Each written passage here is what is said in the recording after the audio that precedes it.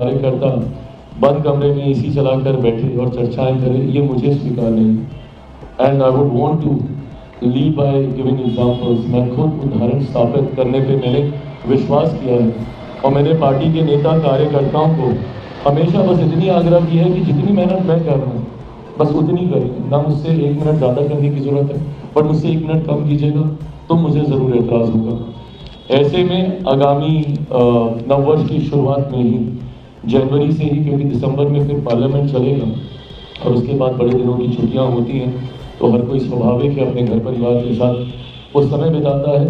But जनवरी में दही चूड़ा के तुरंत बाद, जैसे ही खरमास समाप्त होगा उसके तुरंत बाद से लोक जनशक्ति पार्टी रामविलास पुनः बिहार भर की यात्रा में हम लोग निकलने का काम करेंगे।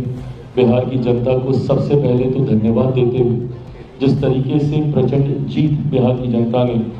एनडीए के प्रत्याशियों को देने का काम किया है, तो ये यात्रा दही चूड़ा के तुरंत बाद हम लोग शुरू करेंगे। और जहां पर एक बार फिर से जनता से संवाद साध कर आने वाले 5 सालों में अब इसको एकदम माइक्रो लेवल पर लेकर जाया जाएगा कि उनके इलाकों की छोटी छोटी समस्या, बिहार फर्स्ट बिहारी फर्स्ट में ज़रूर हम लोगों ने बड़ी चर्चाएं की, बट छोटी छोटी समस्या पुल पुलिया की हो, नली नाले की हो, सड़क बनाने की हो, जो विधायकों के माध्यम से प्रशासन की मदद से तत्काल प्रभाव से जिसको हम लोग सुनिश्चित करा सकते हैं। ऑफकोर्स बड़े एजेंडा सरकार के रहे हैं जिसका जिक्र हम लोगों ने संकल्प पत्र में किया है, और उस संकल्प पत्र में लोक जनशक्ति पार्टी रामविलास के बिहारी फर्स्ट का भी जिक्र है। उसमें कई एजेंडा हम लोग के जोड़े गए, तो यकीनन वो बड़े विषय आने वाले 5 साल में तो जरूर धरातल पर उतरेंगे। 1 करोड़ रोजगार देने की हम लोगों ने बात की है, बिहार के हर एक जिले में उद्योग खोलने की हम लोगों ने बात की है, तो उन पर तो जरूर काम करेंगे। बट रोजमर्रा की जो दिक्कतें ग्रामीणों को झेलनी पड़ती है, जिस व्यवस्था में वो गांव देहात में रहते हैं, उसको कैसे तत्काल प्रभाव से दूर किया जा सके, इस दिशा में इस धन्यवाद यात्रा के माध्यम से हम लोग सुझाव इकट्ठा करेंगे और जल्द से जल्द उसके ऊपर कार्य करने का हम लोग प्रयास करेंगे। अंतिम घोषणा में एक महत्वपूर्ण जानकारी, जिसपे पार्टी के प्रमुख सदस्य कुछ समय से हम लोग कार्य कर रहे थे और लगभग उसको एक अंतिम स्वरूप दिया जा चुका है। ऐसे में आज मैं फ्लैग ऑफ करना चाहूँगा इस विषय को, क्योंकि मेरे लिए वो काफ़ी ज़्यादा महत्वपूर्ण था। मेरे नेता, मेरे पिता आदरणीय रामविलास पासवान जी ने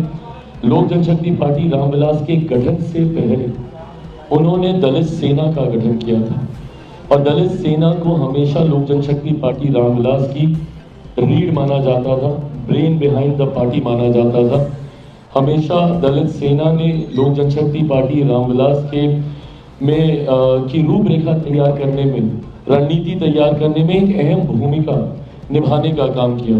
83 में दलित सेना का निर्माण किया गया था। आज भी मेरे पास वो तस्वीरें हैं जब मैं साल भर का हूँ और अपने पिता की गोद में हूँ, जब उन्होंने इसकी स्थापना की थी। दुख मुझे इस बात का जरूर था कि पार्टी के साथ साथ दलित सेना भी उन महत्वाकांक्षी लोगों के द्वारा छीन ली गई थी, जिन्होंने सिर्फ मेरे नेता के विचारों के ऊपर अपनी महत्वाकांक्षाओं को खड़ा करने की सोच के साथ पार्टी और दलित सेना को हड़पने का काम किया था। आज मुझे खुशी है कि जहां लोक जनशक्ति पार्टी रामविलास ने एक स्वतंत्र पहचान और पुनः मेरे नेता जिन ऊंचाइयों तक पार्टी को देखना चाहते थे, उसकी सीढ़ी चढ़ने की शुरुआत कर दी है, तो ऐसे में दलित सेना हम लोगों से दूर रहे, ये अब स्वीकार्य नहीं है। ऐसे में लोक जनशक्ति पार्टी रामविलास के हमारे बिहार प्रदेश के प्रभारी जमुई से हमारे सांसद अरुण भारती जी और इनके साथ तैयार की गई टीम के ऊपर ये जिम्मेदारी दी गई है कि पुनः दलित सेना का गठन किया जाएगा, पुरानी विचारधारा पर नए स्वरूप के साथ, मेरे नेता के सिद्धांतों को आगे लेकर जाने की सोच के साथ एक नई टीम, जिसमें यकीनन मेरे नेता के हर वो पुराने साथी सहयोगी उसमें एक मजबूत भूमिका निभाएंगे जो संभवतः स्थापना काल से दलित सेना के साथ रहे हैं। लोक जनशक्ति पार्टी रामविलास के साथ अब दलित सेना रामविलास भी